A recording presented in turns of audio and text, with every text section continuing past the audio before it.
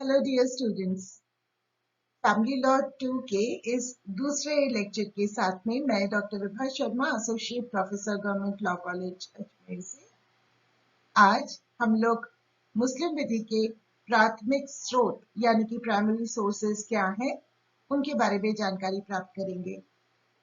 जैसा कि आप स्लाइड पे देख सकते हैं, मैंने यहाँ पेपर 1.4 लिखा है। पिछली जो मेरी वीडियो है उसमें पेपर 2.4 लिखा गया।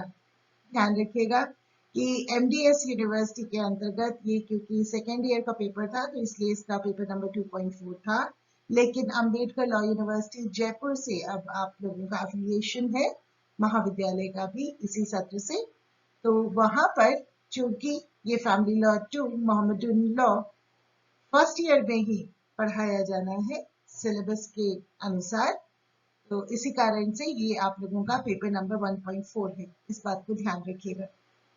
सोर्सेज के बारे में आप लोगों को मैं क्लास में यूं तो बता ही चुकी हूँ, लेकिन एक बार फिर से रिवीजन के तौर पे इसको हम लोग स्लाइड्स के माध्यम से देख और जान भी लेते हैं। तो सोर्सेज तो साधारणतया वो चीजें होती हैं जिनसे हम किसी भी तत्व को प्राप्त कर सकते हैं। जैसे अगर हमें कहीं से पानी लेना हो तो पानी का स्रोत नल भी हो सकता है, टंकी भी हो सकता है, नहर, नदी, नाले, समुद्र, बहुत सारी जगह हो सकती हैं जहां से हम पानी ले सकते हैं, लेकिन उसके स्रोत विभिन्न होते हैं। उसी प्रकार से ऐसे कुछ स्रोत हैं जहां से हम मुस्लिम विधि प्राप्त कर सकते हैं। तो एक एक करके मुस्लिम विधि के अंतर्गत जो प्राथमिक स्रोत हैं उनके बारे में अब हम जानकारी प्राप्त कर लेते हैं।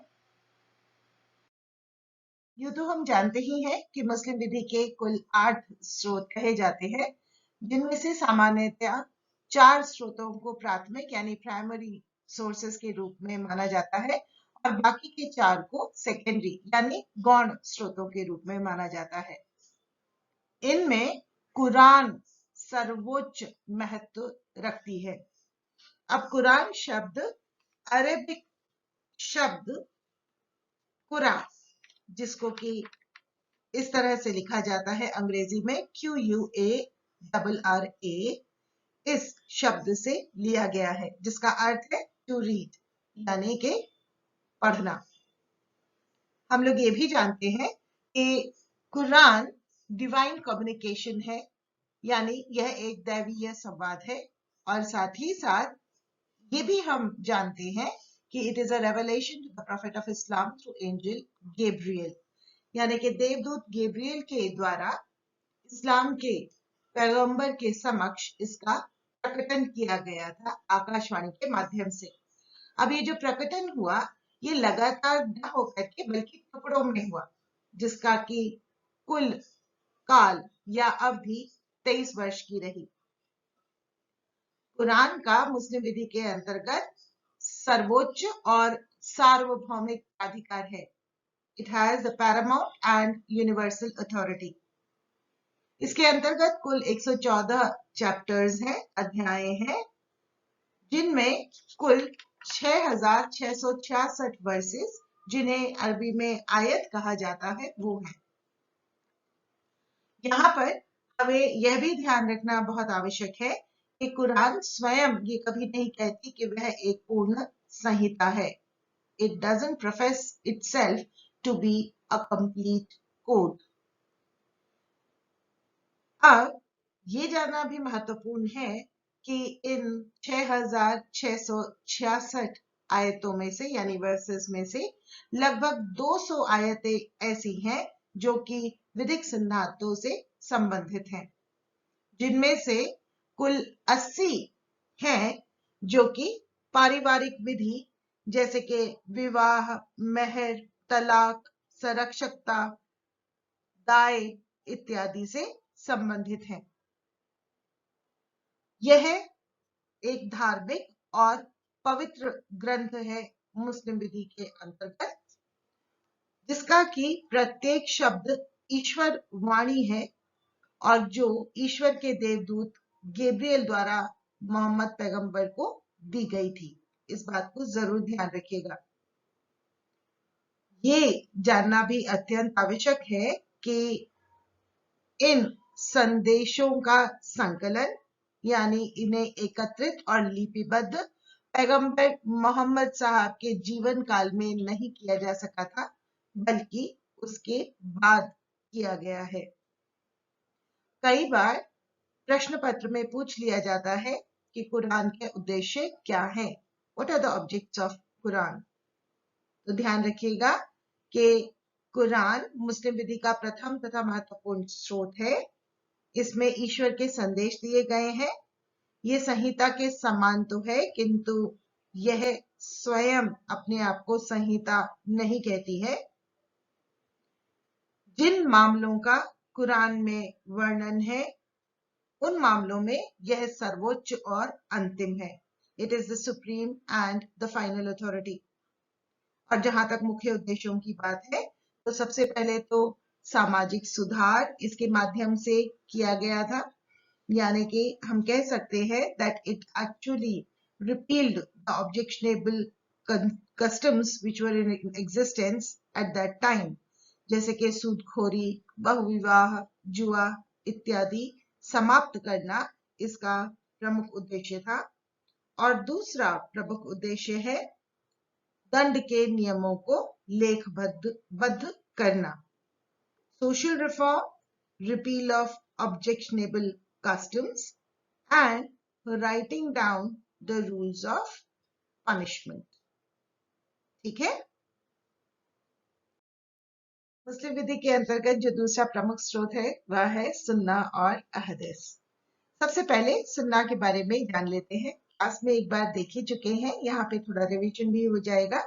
तो सुन्ना दरअसल वो व्यवहार हैं जो कि आदर्श के रूप में पैगंबर मोहम्मद साहब के स्वयं के द्वारा किए गए थे। सुन्नतुल फ़ैल वह जो उन्होंने स्वयं ने किया, सुन्नतुल कौल वो जो उन्होंने कहा, और सुन्नतुल तकरीर यानी things done in his presence without his disapproval, वो कार्य जो उनकी उपस्थिति में किए गए और जिसके संबंध में पैगंबर मोहम्मद साहब की एक तरह से मौन स्वीकृति थी, है ना। तो सुन्ना दरअसल अपनी वैधता यानी प्रामाणिकता का आधार कुरान से ही प्राप्त करती है। कैसे कि कुरान में ही लिखा हुआ है कि मैं तुम्हारे पास दो वस्तुएं यानी ईश्वर का ग्रंथ तथा सुन्ना छोड़ जाता हूं, जब तक तुम उनका पालन करोगे वह तुम्हें भूल करने से बचाएंगी। So long as you hold fast to two things which I have left among you will not let you go astray, that is the God's book and his messengers सुन्ना। ठीक है ना। तो आसान शब्दों में अगर हम जानेंगे तो समझते हैं हम कि सुन्ना तीन प्रकार के हैं। सुन्नतुल फ़ैल यानी कि जो पैगंबर साहब ने स्वयं ने कार्य किए, यानी कि उनके दैनिक कृत्य या और उनका आचरण। फिर सुन्नतुल कौल जो उन्होंने अपने शब्दों द्वारा करने के लिए कहा, और सुन्नतुल तकरीर जो पैगंबर ने के शिष्यों ने उनकी उपस्थिति में की या पैगंबर मोहम्मद के साहब के सामने लोगों ने की और उन्होंने उसको डिसअप्रूव नहीं किया, यानी एक तरह से उसकी मौन स्वीकृति दे दी। और फिर अहदीस क्या है? So they actually are the narrations of what the Prophet Muhammad said, did or tacitly allowed, है ना। अहदीस दरअसल ये उस तरह की आप कह सकते हैं बातें हैं या कहे गए कथन है जिनको कि ये कहा गया किसी व्यक्ति के द्वारा कि पैगंबर मोहम्मद साहब ने ये कहा या उन्होंने ये किया या उन्होंने ये होने दिया। ठीक। अब इनका जो प्रामाणिकता है या इनकी जो महत्ता है वह इन तीन वर्गों में वर्गीकृत की जा सकती है, यानी उनकी इंपॉर्टेंस को, महत्व को हम तीन प्रकार से देखते हैं। सबसे महत्वपूर्ण अहदीस वो है जो कि लोगों के बीच में है और सार्वभौमिक रूप से मानी जाती है। अहदीस मुतवातिर वे परंपराएं जो सर्वत्र प्रसिद्ध है और पूर्ण रूप से प्रामाणिक है। ये सबसे ज्यादा महत्व रखती है। उसके बाद अर्ध से मशहूरा वे परंपराएं जो हालांकि सर्वत्र तो प्रसिद्ध नहीं है, लेकिन अधिकांश लोगों को मालूम है, इसलिए इनका जो महत्व है वह दूसरे नंबर पे रहता है। The traditions that are though known to majority of the people, but they are not universal. और सबसे कम महत्व है अहद से वाहिद का। Traditions which depend on isolated individuals, यानी वे परंपराएं जो कुछ ही जैसे इक्के दुक्के लोगों को ही मालूम है। यहाँ हमें एक चीज का और ध्यान रखना आवश्यक है कि सुन्ना और हदीस को कुरान के विरोध में नहीं होना चाहिए। यदि सुन्ना और हदीस कुरान के विरोध के रूप में प्रतीत होती हैं, तो वो सुन्ना और हदीस मानी ही नहीं जाएंगी, क्योंकि पैगंबर मोहम्मद साहब जिनके माध्यम से देवदूत गैब्रियल ने जो प्रकटन किया था ईश्वर के संदेशों का, उन्हीं का ही पालन किया है अपने पूरे जीवन काल में। तो सुन्ना और हदीस कुरान के विरोध में तो हो ही नहीं सकती, है ना। यहाँ एक बात और ध्यान रखने के योग्य है, और वो ये कि मुस्लिम विधि के अंतर्गत दो विचारधाराएं, दो स्कूल्स, सुन्नी और शिया हैं। ये हम जनसाधारण लोगों को तो मालूम ही है ना। तो अब इसमें शिया जो है वो केवल उन परंपराओं को ही स्वीकार करते हैं जो पैगंबर मोहम्मद साहब के परिवार से ही उत्पन्न हुई हों, ठीक है ना। सुन्नियों में ऐसा नहीं है। अब ये जो दो प्रकार की विचारधाराएं हैं, इनके बारे में जब हम स्कूल्स के बारे में बात करेंगे तब विस्तार से जानेंगे।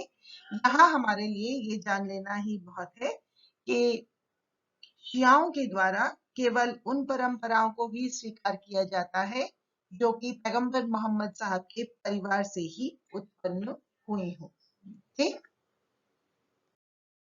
और अब तीसरा जो स्रोत है मुस्लिम विधि का वो है इज्मा। हम लोग जानते ही है, that is actually the consensus of people, यानी लोगों का मतैक्य। अब ये तो हम जानते ही हैं कि विधि का उद्देश्य समाज की आवश्यकताओं की पूर्ति करना होता है तथा परिस्थितियों में परिवर्तन के साथ साथ विधि में परिवर्तन होना भी आवश्यक होता है। लोग भी ऐसा ही मानते हैं। अतः परिवर्तन होने पर अनेक मामले इस प्रकार के उत्पन्न होने लगे जिनका हल कुरान या सुन्ना और हदीस में नहीं मिला। इस कारण से इन मामलों में इज्मा ने सहायता की।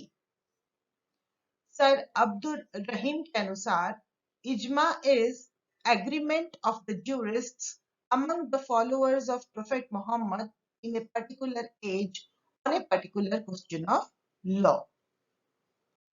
सर अब्दुल रहीम के अनुसार इज्मा दरअसल विधि वेताओं के बीच में एक ठहराव है जो कि पैगंबर मोहम्मद साहब के अनुयायियों में से ही है, किसी एक विशिष्ट काल में किसी एक विशिष्ट प्रश्न पर। तो मुख्य रूप से इज्मा का अर्थ हम जान सकते हैं कि विधि के विषय पर विधि शास्त्रियों तथा पैगंबर मोहम्मद साहब के अनुयायियों का एक मत होना है। इज्मा का सिद्धांत दरअसल एक हदीस पर आधारित है जो कि ये कहती है कि ईश्वर अपने लोगों को किसी गलत बात पर सहमत होने की अनुमति नहीं देगा, यानी समुदाय गलती नहीं कर सकता है। That there can be no consensus on error or misguided behavior amongst the people, ठीक है ना। तो इज्मा का भी जो महत्व है वह मैंने दर्शाने का प्रयास किया है इस डायग्राम के माध्यम से कि उसमें सबसे महत्व किसका है। तो of the companions of the prophet holds the maximum authority, ठीक है ना। सो द इज्मा of the companions of the prophet is the most important ijma, then the ijma of the jurists, and thereafter the ijma of the people. यानी पैगंबर के साथियों का इजमा, यानी किसी विधि के प्रश्न पर पैगंबर के साथी यदि एक मत होते थे तो उसका बहुत ही अधिक महत्व है।